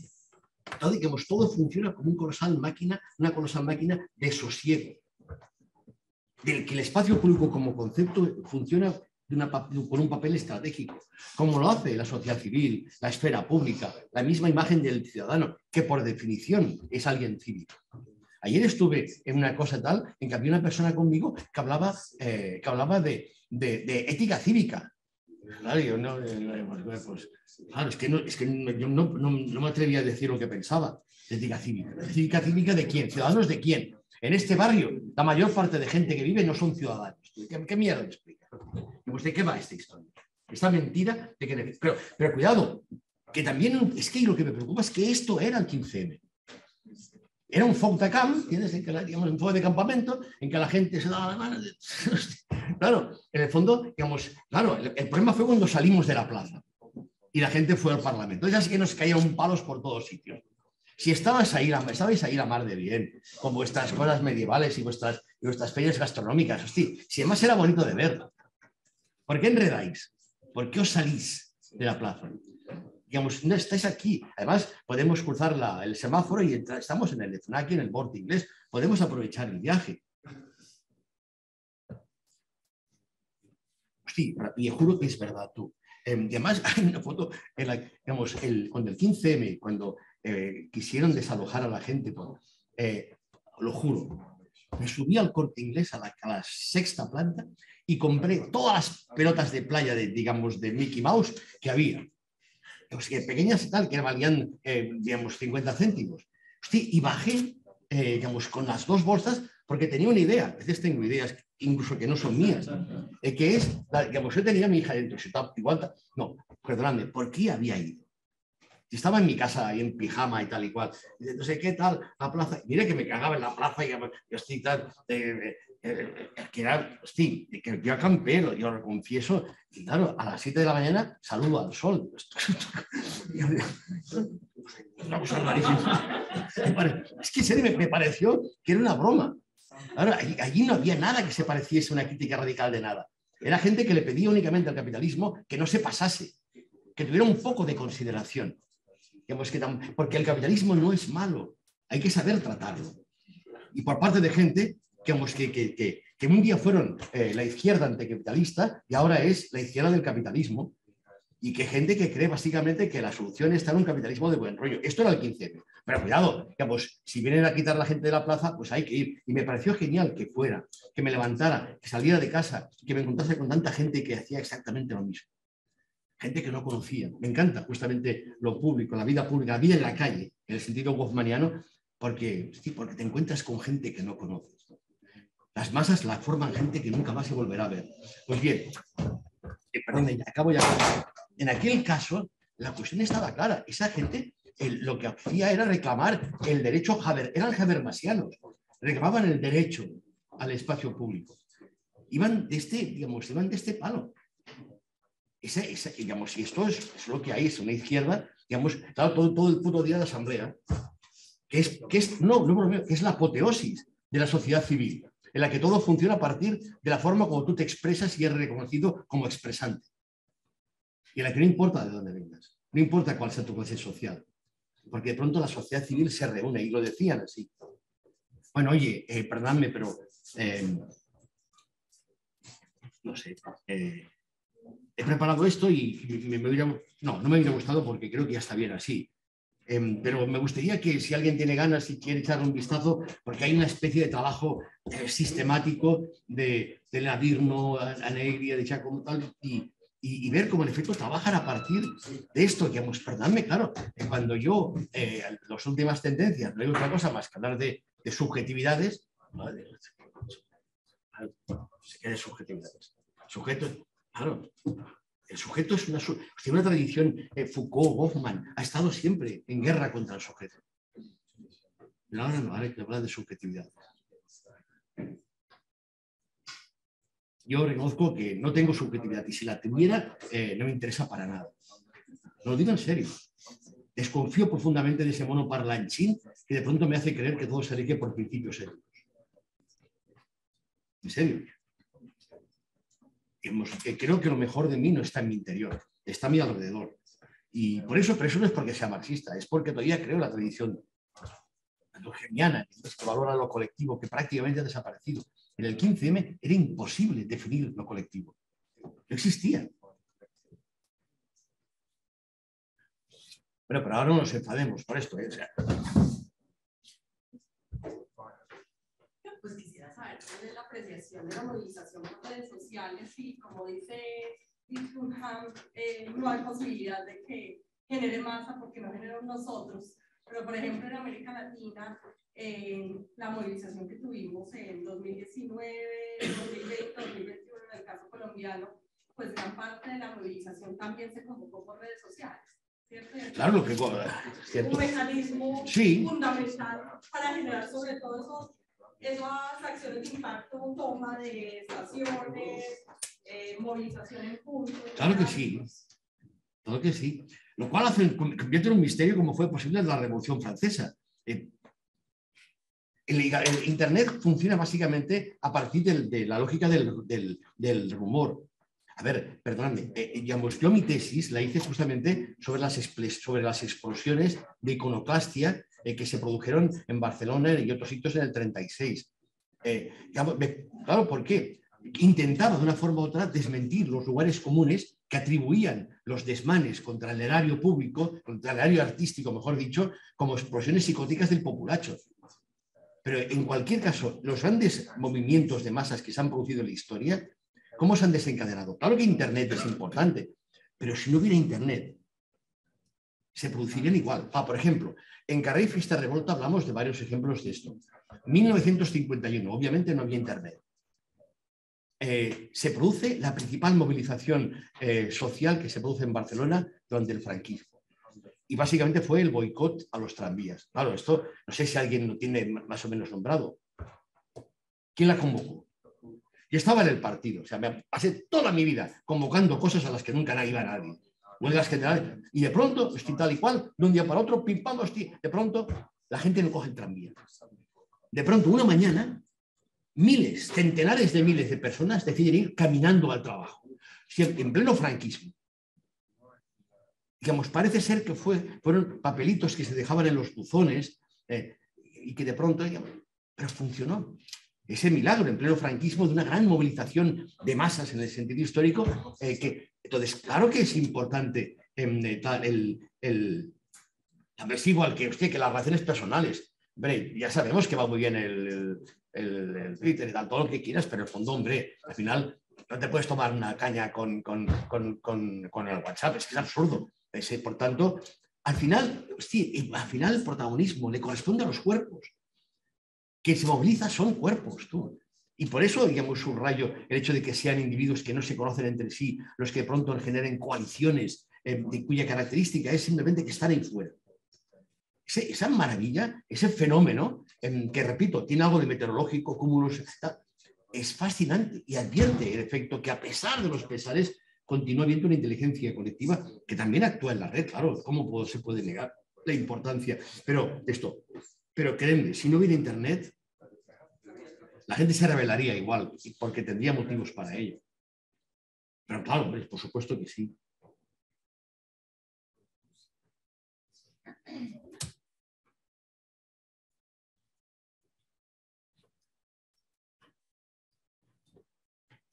Dentro de una hora hay esto que hacer, que a ver si os podéis acercar, que creo que va a estar bien, que es el encuentro de Rosa Tello, de Pera López y de Núria Menac, que son nuestros cómplices geógrafas, que hablarán básicamente de lo que fue la Barcelona del 92. Tiene importancia y valor no por lo que tenga, digamos, el testimonio de una determinada etapa, sino porque entonces nadie dijo nada. Se produjo ese consenso basado en los principios de civismo y tal y cual, que les funcionó bien, pero que hubo gente que vio lo que estaba pasando y lo dijo. Entonces es una forma no únicamente de que nos expliquen lo que pasó, sino que les podamos rendir homenaje, que es lo que merecen justamente por haber dicho lo que algunos pensamos, pero muy pocos dijimos. Y esto lo hacemos en el Ateneo del Raval, que está en Reina Amalia. Está un poco lejos, lo digo porque así podemos plegar. Finalmente hemos estado un buen rato, ya son las 5:30, ya creo que ya está bien. Entonces, tenemos que irse ahí a la calle.